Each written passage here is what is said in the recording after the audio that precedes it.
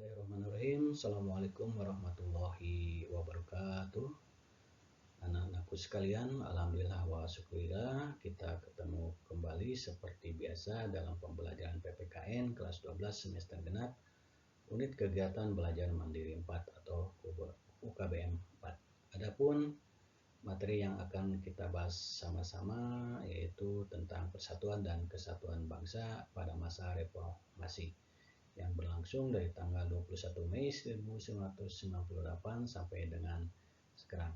Dan materi ini adalah materi terakhir tentunya di UKBM 4 kelas 12. Anak-anakku sekalian, kalau kita perhatikan bagaimana persatuan dan kesatuan bangsa Indonesia itu sendiri pada masa reformasi. Nah, memasuki masa reformasi ini, bangsa Indonesia bertekad untuk menciptakan sistem pemerintahan yang demokratis. Untuk itu, perlu disusun pemerintahan yang konstitusional atau pemerintahan yang berdasarkan pada konstitusi. Pemerintah konstitusional bercirikan bahwa konstitusi negara itu berisi satu, adanya pembatasan kekuasaan pemerintahan atau eksekutif, dan yang kedua, adanya jaminan atas hak asasi manusia dan hak-hak warga negara. Berdasarkan hal tersebut, maka salah satu bentuk reformasi yang dilakukan oleh bangsa Indonesia adalah melakukan perubahan atau amandemen atas Undang-Undang Dasar 1945. Dengan melakukan amandemen Undang-Undang Dasar 1945 menjadi konstitusi yang bersifat konstitusional, diharapkan dapat terbentuk sistem pemerintahan yang lebih baik dari yang sebelumnya. Maka sudah ada kurang lebih 4 kali amandemen atas Undang-Undang Dasar 1945 yang dilakukan oleh MPR. Yang pertama tahun 1999, kedua tahun 2000, ketiga tahun 2001, dan keempat tahun 2002.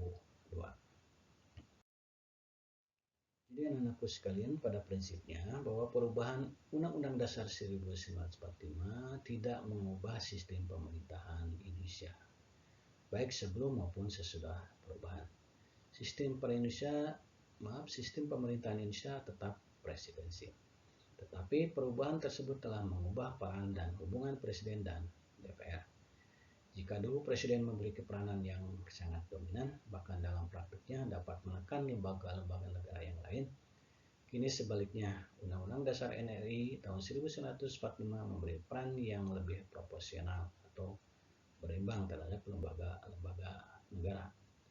Begitu pula kontrol terhadap kekuatan Presiden menjadi lebih ketat. Selain itu, perubahan Undang-Undang Dasar 1945 juga mengubah struktur ketatanegaraan Indonesia.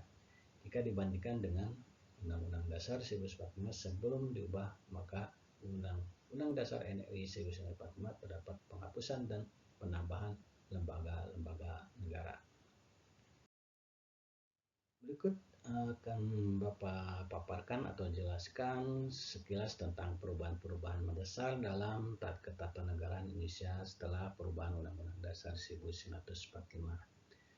Yang pertama, kedaulatan di tangan rakyat dan dilakukan menurut Undang-Undang Dasar Pasal 1 Ayat 2. Yang kedua, MPR merupakan lembaga bikameral, yaitu terdiri dari anggota DPR dan anggota DPD. Pasal 2 Ayat 1. Yang ketiga adalah Presiden dan Wakil Presiden dipilih langsung oleh rakyat. Pasal 6A Ayat 1. Yang keempat, Presiden memegang jabatan selama kurang lebih 5 tahun dan dapat dipilih kembali dalam jabatan yang sama untuk 1 kali masa jabatan. Pasal 7. Yang kelima, pencantuman hak asasi manusia. Pasal 28A sampai 28J. Yang keenam, penghapusan DPA sebagai lembaga tinggi negara. Ketujuh, Presiden bukan mandataris MPR. 8. MPR tidak lagi menyusun GBHN. Ke-9, pembentukan Mahkamah Konstitusi dan Komisi Yudisial.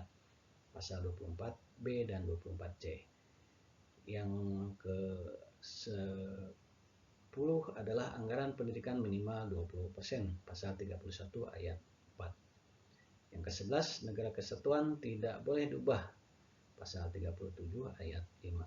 Dan yang terakhir ke-12, penjelasan Undang-Undang Dasar 1945 dihapuskan. Demikian tadi uraian singkat tentang materi persatuan dan kesatuan bangsa pada masa reformasi. Kalian bisa menggali kembali lebih jauh tentang materi tersebut. Adapun yang berikutnya, sekarang Bapak ingin menyampaikan tugas individu seperti biasa, yang nantinya kalian tulis dulu terlebih dahulu pertanyaannya, kemudian dijawab di buku tugas dan dikirim ke grup tugas. Adapun pertanyaannya, yang pertama adalah, pada masa reformasi Indonesia sudah melakukan 4 kali amandemen Undang-Undang Dasar itu sendiri. Tahun berapa sajakah itu? Yang kedua, sebutkan 2 ciri bahwa suatu pemerintah konstitusional atau memiliki konstitusi negara. Yang ketiga, buatkan bagan struktur ketatanegaraan RI sebelum dan sesudah amandemen Undang-Undang Dasar NRI tahun 1945. Dan yang keempat, berdasarkan pertanyaan nomor 4, apa kesimpulan menurut Anda atau menurut kalian? Sekian dan terima kasih, semoga bermanfaat bagi kita semua. Kurang lebihnya Bapak mohon maaf.